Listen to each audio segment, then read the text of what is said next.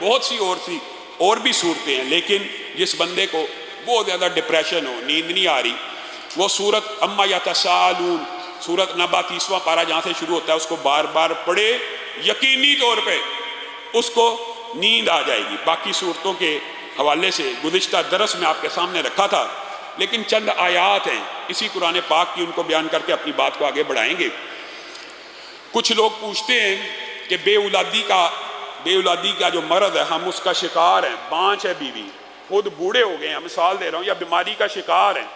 یا ڈاکٹر نے کہا سپرم کاؤنٹ کافی نہیں ہے، اولاد نہیں ہوتی وغیرہ،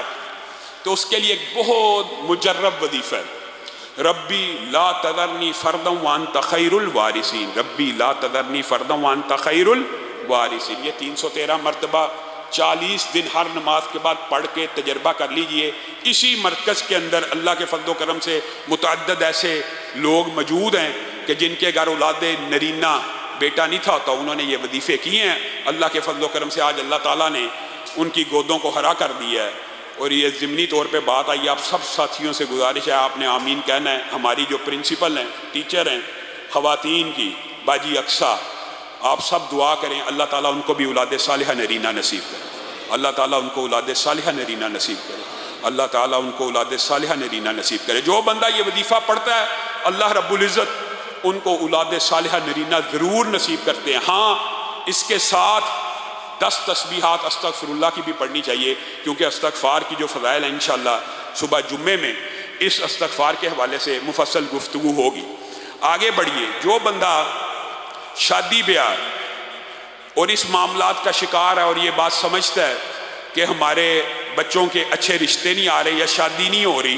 ان کو چاہیے کہ سورۃ قصص آیت نمبر 24 کی کثرت سے تلاوت کرے۔ اور کثرت سے تلاوت کرنے کی مراد یہ ہے کہ کم از کم 313 باری پڑھ لیا کرے، ربی انی لما انزلت الی من خیر فقیر، ربی انی لما انزلت الی من خیر فقیر۔ اور جو بندہ دل کے اور سینے کے یا اس کے اندر کانفیڈنس کی کمی ہے، یا کلام گفتگو کرتا ہے کپ کپاتا ہے، یا کسی کے سامنے جانے سے ہچکچاتا ہے، یا یہ مرض بھی آج کل کے بچوں میں عام ہے۔ اکثر بچے تو بڑے بلنٹ ہوتے ہیں اور سامنے کانفیڈنٹ ہوتے ہیں، بات کرنے میں ہچکچاتے نہیں ہیں، لیکن کچھ والدین کہتے ہیں ہمارے بچے میں اتنی شرم ہے کہ وہ کسی کے سامنے کلام ہی نہیں کر سکتا، گفتگو نہیں کر سکتا، یا گفتگو کرے تو کپ کپانا شروع ہو جاتا ہے، اور تقریر کرنا تو ایسے ہے جیسے ناممکن ہے، ٹانگیں کانپتی ہیں۔ ویسے تو یہ چیزیں تجربے سے بھی انسان کا کانفیڈنس بوسٹ ہوتا ہے، لیکن جو مجرب ترین وظیفہ ہے وہی حضرت موسیٰ کی دعا، ربی شرح لی صدری، اتنا مجرب ہے، اتنا فائدہ مند ہے کہ جن لوگوں کی بعض ڈاکٹروں نے کہا کہ ہارٹ کی سرجری ہونی ہے، کہ بائی پاس ہونا ہے، دل کے اندر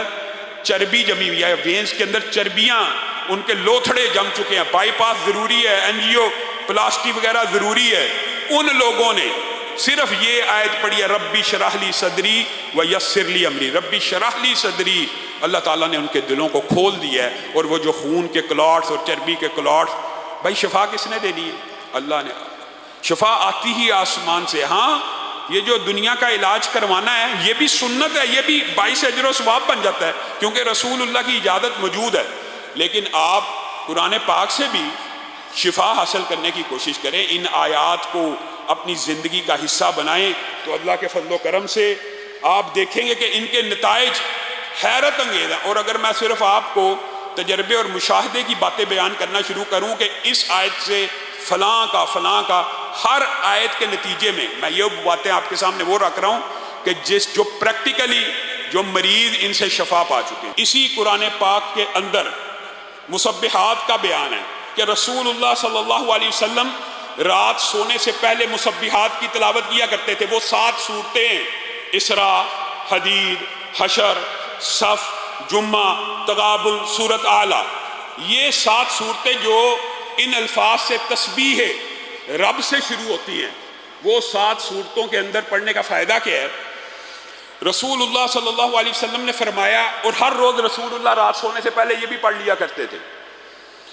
اور رسول اللہ صلی اللہ علیہ وسلم نے ان صورتوں کی ایک فضیلت یہ بیان کی، ان میں سے ان صورتوں 7 صورتوں میں ایک آیت صرف ایک سی ہے، ایک آیت اکیلی